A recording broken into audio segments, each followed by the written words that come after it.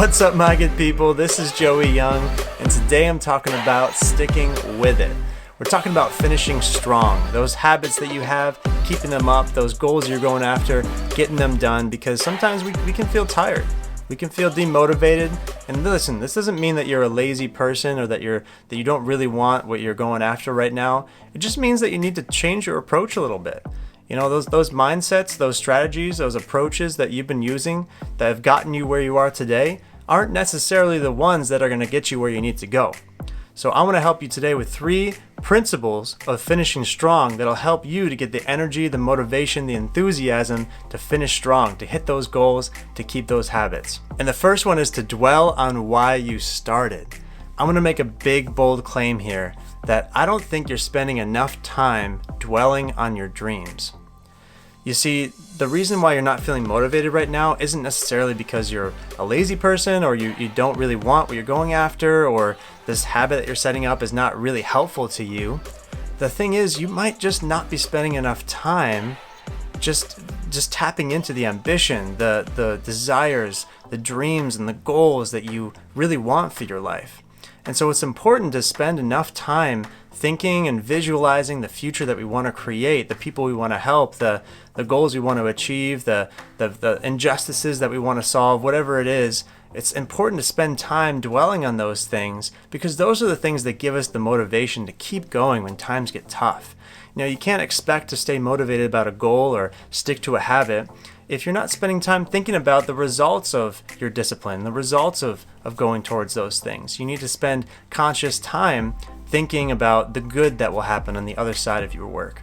So when's the last time you wrote down your goals? Are they up on the wall where you can see them consistently? Are they, on a daily basis inspiring you? Or are you finding that you're spending most of your brain time on distractions? Maybe you need to set up a habit where, you put in your phone a reminder to pop up, why you're doing what you're doing or what the outcome of your goals will be, just to stay consistently inspired. You got to dwell on why you started. This is the first and most crucial emotional step to achieving and finishing strong. So if those habits are finding tough to keep right now, or that goal is not as inspiring as it used to be, spend some time dwelling on why you started. That's the first thing. The second principle to finish strong is to embrace the trial and error process. Great things between the start and the finish of them have a lot of ups and downs in the middle, and that's totally normal. In fact, if you're experiencing letdowns or you're experiencing setbacks or things aren't going the way that you thought they would, that's not a sign that you're doing badly or necessarily that you're doing something wrong. It's just a fact that if you're going after a new habit or a new goal that you want to implement, it's gonna have a lot of different ups and downs during the journey. And we need to emotionally accept that and embrace that. Otherwise, we're gonna feel disappointed all the time because we feel like we're failing when really we're just learning, honestly. When did learning not become cool anymore, right? So I created a little phrase to help us to deal with the emotions of the ups and downs of the trial and error process. And it goes like this: I will blank until I blank. I will blank until I blank. And so you can fill it in with words to help you keep a great perspective. For example, let's say that you're trying to build a time management technique into your life, a new habit of time blocking, but you're not experiencing success as fast as you want to. Let's use this phrase: until I spend 2 months implementing this time blocking habit, I will not get down on myself for having bad time management techniques. So see how we use that phrase: until I spend 2 months working through the process of building this habit, I will not allow myself to feel down on myself for the progress that I have made or that I've not yet made.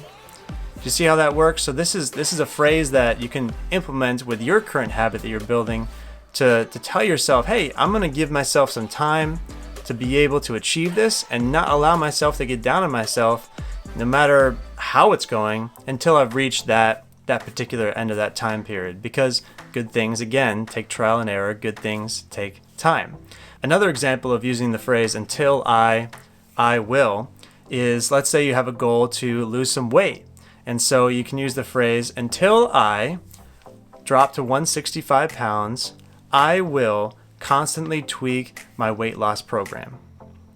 So using this example, you can say, all right, here's my goal, drop to 165 pounds, and until I reach that, I will constantly tweak my weight loss plan, my strategy, my approach to that plan to lose 165 pounds, to get to 165 pounds. And you see how that gives you the emotional freedom, and it frees up your ability to try different things, to tweak the approach, to maybe attempt a new eating plan or a new exercise plan.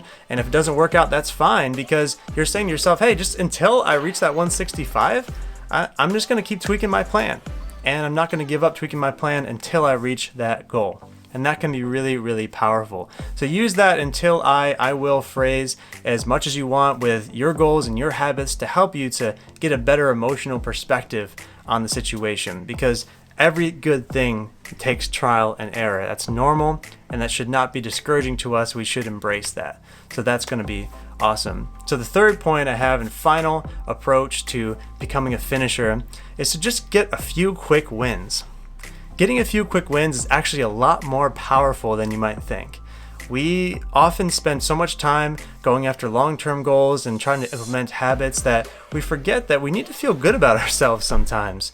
We need to get some feelings like we're making progress. So, I'd ask you, what's one or two things you could do in the next 24 hours to feel like you're making progress again, to feel like you're doing well, just to make you happy. Maybe pick a few low-hanging fruit that you could do and get those picked, get those quick wins done, and watch as the short-term win motivates you to stay on track towards your long-term goal, towards your long-term habit building. And that's going to be really, really awesome to help you out. So we talked about 3 different points. You got to dwell on why you started. You got to embrace the trial and error process, and you got to get a couple quick wins under your belt to get you back going. And hey, these are just principles. They're not going to help you unless you implement them with some action. So I encourage you to take these things, integrate them into your life somehow, take action in the next day or two, and just watch as your motivation and your enthusiasm for your habits that you started at the beginning of the year and those goals that you're going after just raises way out of the roof here. It's going to be incredible. And listen, I'm in your corner. I believe in your creativity and your ability to figure things out. I'm so excited to hear how it goes, how your progress is on your goals, and how those habits are helping you to take your life to the next level.